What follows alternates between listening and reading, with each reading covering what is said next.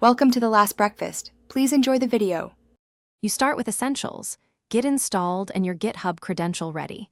Open IntelliJ, enable version control integration for Git, then initialize or attach the project. Once done, set your user, name and user, email in Git settings, and add your SSH key or personal access token to IntelliJ. Now create a local commit, stage files, write a concise message, and commit to head. This gets your work tracked. Make sure commits are frequent and atomic for clarity. Next, connect the local repo to GitHub by adding origin and verifying connectivity. You can use SSH or HTTPS. Choose SSH for fewer prompts.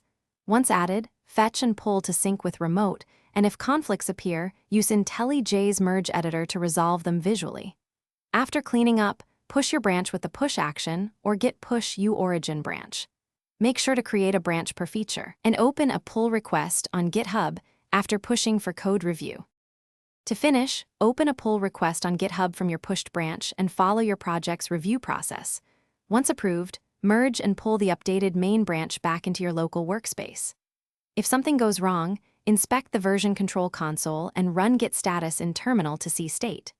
For authentication or push failures, confirm the remote URL, re-add your SSH key, or update the personal access token, and check branch protection rules. This helps you recover quickly and keep history clean.